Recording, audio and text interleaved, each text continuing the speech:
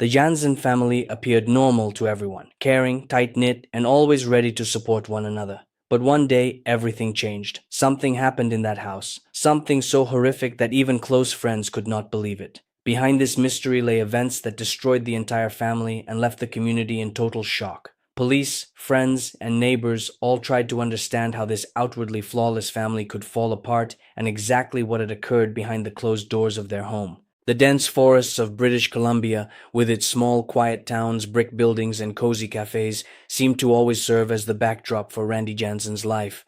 Langley, a small town many considered a peaceful sanctuary, had been Randy's home since childhood.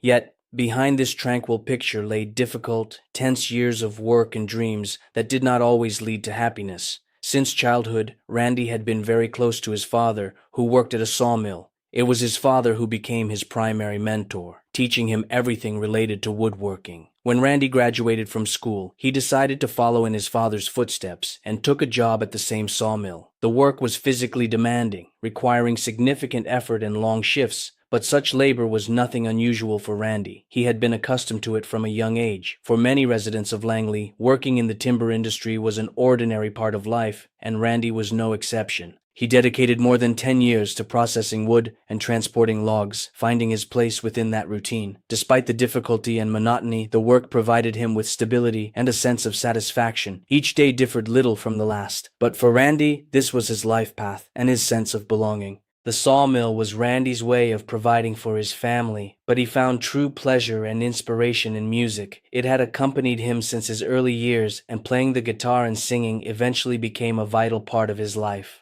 At a local bar in Langley, Randy often performed for residents who came to hear live music and unwind after work. On stage, he was transformed. Instead of a calm and steady man, the audience saw a charismatic performer completely immersed in the music. His sincere performances appealed to the locals, and their support gave Randy a sense of significance and joy. It was in this bar that Randy once met Laurel, the woman who would soon change his life. Laurel was 6 years older and worked as a bartender, often watching his performances. She was confident and friendly, and patrons loved her for her ability to create a warm atmosphere. At first, Randy and Laurel simply talked about music and life, but soon their communication grew much deeper. They were united by a shared love for music and similar dreams. Laurel played the piano, and although her life had taken a different path, she had always dreamed of pursuing music seriously. Common interests and a mutual attraction quickly blossomed into something more. Work at the sawmill continued as usual, but now Randy had Laurel in his life. Their relationship became serious, and they began making plans for the future. It seemed to them that Langley had become too small, and they dreamed of something greater, a life where music would be not just a hobby, but the central part of their shared journey.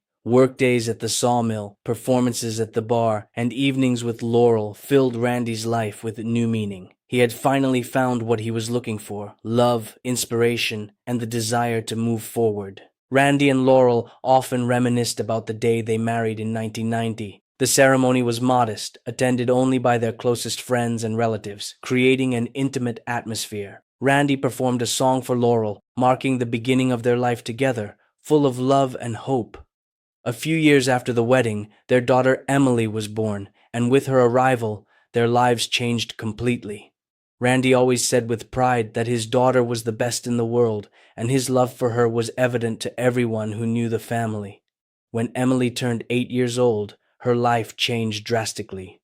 She began suffering from severe headaches that were so agonizing she could no longer continue with her music. From a very early age, Emily had demonstrated a talent for singing, which delighted her parents. She attended a vocal studio, won competitions, and dreamed of becoming a singer. Seeing her success, her parents did everything possible to support her dreams. When the problems began, Randy and Laurel could not understand what was happening to their daughter. Visits to doctors and numerous examinations provided no clear answers, leaving them in the dark regarding her condition. Due to the intense pain, Emily had to leave school and switch to homeschooling, as bright lights and noise in the classroom triggered new attacks. Her room was always darkened, and her parents took turns caring for her, trying to ease her suffering. After lengthy evaluations, doctors diagnosed her with migraines.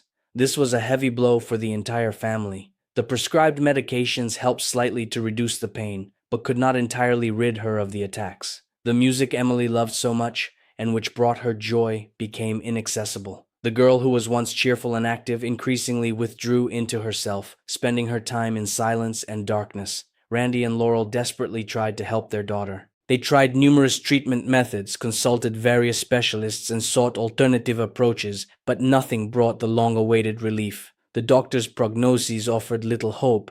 Migraines often remain incurable, and many must live with them throughout their lives. According to statistics, approximately 53% of people with migraines cannot drive a car due to the attacks.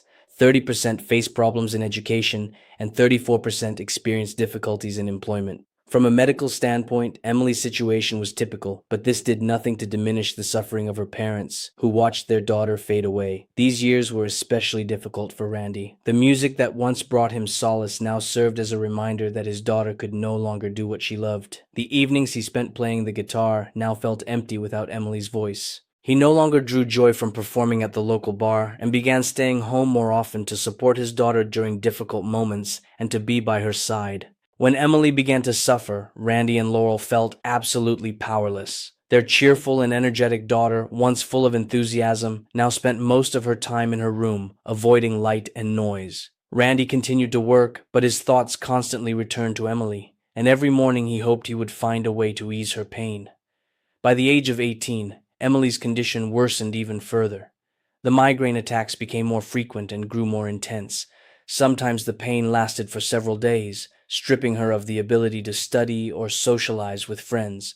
Despite this, Emily did not give up on her goals and enrolled in the Faculty of Arts at the University of British Columbia. She chose art, dreaming of a career as an opera singer and hoping that her education would help her move closer to that dream. For her, studying was not just a way to expand her knowledge, but a chance to return to a normal life. Physical exhaustion and constant attacks made every day a true ordeal for Emily. She tried to remain active, taking vocal lessons and studying music theory, art history, and literature. Emily even participated in student events and concerts despite all the difficulties. Her classmates noticed her drive to actively participate in university life even when she was struggling. But behind this activity lay a constant battle with pain. Emily often missed classes and then caught up on the material on her own. Due to the powerful medication she took to combat the migraines, Emily felt constant lethargy, drowsiness, and weakness. She was prescribed triptans, anticonvulsants, and antidepressants to manage the symptoms. The side effects of these drugs were significant: depression, concentration problems, and a decline in physical health. Over time, Emily tried to do without the medications to reduce their negative impact on her body and began searching for alternative methods to ease her condition. She started practicing meditation, breathing exercises, using cold compresses on her head, and avoiding triggers such as bright light, strong smells, and loud noises. Her room became a sanctuary where she could hide from everything that intensified the pain. In moments when the pain became unbearable, Emily stayed in a darkened room, avoiding light and noise, while her parents, Randy and Laurel, took turns caring for her, trying to provide any relief for her suffering.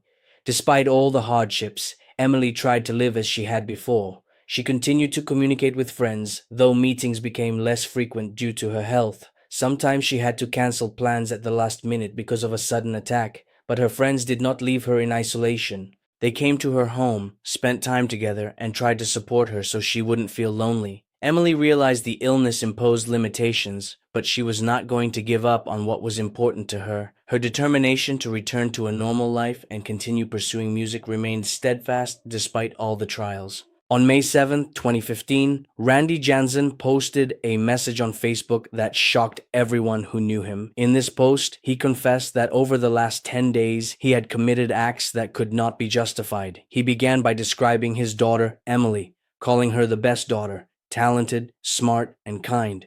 He recalled how she filled their home with laughter and was always there, even despite her own suffering. But the illness had robbed her of many opportunities, forcing her to give up on her dreams. Emily had suffered from migraines since childhood. The constant pain led to depression, and the days when the pain would not stop became her reality. Randy described how Emily looked at her classmates who lived normal lives while she spent time in the hospital or sat in the darkness of her room. Despite all this, she never stopped hoping for the best and dreamed of the future, but her condition remained unchanged. Randy often told his friends that Emily was the meaning of his life and that he could not live if she were gone. The helplessness of watching his daughter suffer and the inability to change anything drove him to despair. He shared his feelings with friends, and everyone understood how hard it was for him. At one point, Randy made a decision that changed everything. In his post, he explained that he took a shotgun and shot his daughter to release her from her suffering. He described this moment by imagining Emily free from pain, like an angel soaring in the clouds. Then he shot his wife, Laurel, because he did not want her to live with the grief of losing their daughter. A few days later, he killed his sister, Shelley, so that she would not have to endure the shame of his actions. Randy wrote about how Emily had tried every way to be cured. She was strong, but the illness had overcome her. He could no longer watch her suffer and felt complete helplessness every day, knowing he could do nothing to help. Randy often told friends he would do anything for his daughter, and in the end, he did what he considered the only possible way out. After these events, it became clear how deep his despair had been. When Randy Janzen published his Facebook post, several friends and acquaintances immediately contacted the police. They were alarmed by what they read and wanted to ensure Randy's family was safe. The content of the post was shocking, and many could not believe what had happened. The police quickly dispatched a patrol to Randy's house after numerous calls, including a call from Brian Jones. Brian Jones, one of Randy's closest friends, felt fear and confusion after reading the post. At first, he hoped it was a mistake or a bad joke, but after seeing the signature with the nickname Randy had used since his school days, he realized these words truly belonged to his friend. Recognizing the gravity of the situation, Brian took immediate action. He left work and headed toward Shelley's house while simultaneously trying to call Randy. All calls went unanswered, which only heightened his anxiety. When Brian pulled up to Shelley's house, he noticed a stack of undelivered newspapers on the porch. This seemed strange to him, as Shelley was always responsible and never left her duties unfulfilled. Her old van was parked at the house, and the curtains in the windows were tightly drawn. There were no signs of life. Brian knocked on the door several times, but no one opened. The entire setting looked eerie and caused alarm. Since the death of her parents, Shelley had led a secluded life. She lived alone, had no children, and rarely interacted with neighbors. Her main activity was delivering newspapers, and she was always punctual in that work. The undelivered newspapers immediately made Brian suspicious. He felt something serious was wrong and decided to call the police. The duty officer informed him that Brian was not the first to report such a message and that a patrol had already been sent to check. At the end of his post, Randy wrote that his family was now in heaven and no longer experiencing pain. He expressed regret, took full responsibility, and asked for forgiveness from everyone he might have hurt. The post concluded with the words, "Rest in peace, my little family." Reading this, Brian experienced profound shock. He had always known Randy as a kind man who could not cause harm and could not believe his friend even owned a weapon. He recalled how Randy spoke of his family with love and could not understand how his friend could have decided on such a thing. Initially, the police attempted to establish contact with Randy Janzen, who was inside his home. He was seen through a second-floor window holding a shotgun. Officers used megaphones and tried to reach him by phone, but Randy did not respond. The police understood that the situation was extremely tense and that they needed to act cautiously to avoid provoking him into further aggressive actions. The house was surrounded and negotiations began, but Randy showed no signs of readiness to surrender. After a few hours, the standoff escalated into something more dangerous. Randy set the house on fire, and officers noticed smoke rising from the upper floor. Attempts to burst inside were unsuccessful. The fire spread too quickly and blocked access. Officers saw a body on the first floor wrapped in a sheet but were unable to get close enough to identify it. Within minutes, flames engulfed the entire house and the police were forced to retreat. Firefighters arrived on the scene, but the house was already completely consumed by fire and saving it was impossible. The blaze raged so fiercely that access inside remained impossible even several days after the fire was extinguished. Only on May 10th, 3 days after the fire, were investigators able to enter the house and begin examining the charred remains. Inside the house, 3 bodies were found. 19-year-old Emily was found in her room. Her body was wrapped in a sheet. 59-year-old Laurel was in the kitchen, also covered with a blanket. Investigators determined that both bodies had 2 gunshot wounds to the head, which had been inflicted 10 days before Randy wrote his Facebook post. The body of Randy himself was discovered in the second-floor bedroom. He had shot himself before setting the house on fire. Judging by the remains of the shotgun and the position of the body, Randy was in a state of deep emotional crisis and decided to end his life. When police arrived at the home of Shelley, Randy's sister, they found her body in the living room. Shelley had been shot twice in the head, and her body was covered with a blanket. Experts determined she had died 2 days before being discovered, and there were no signs of a struggle at the scene, suggesting Randy had caught her by surprise. Emily's condition had worsened over the final year to the point where doctors began using morphine injections to ease her agonizing pain. These injections were a last resort, and neighbors often saw her parents bringing her home from the hospital. Emily was so weak that her parents had to support her just so she could walk into the house. These were difficult moments for everyone who knew the family. Randy Janzen, Emily's father, always tried to care for his family despite all the hardships. A year before the tragedy, he had consulted a family doctor regarding insomnia and constant stress. He told the doctor about his distress and how hard it was to see his daughter suffering.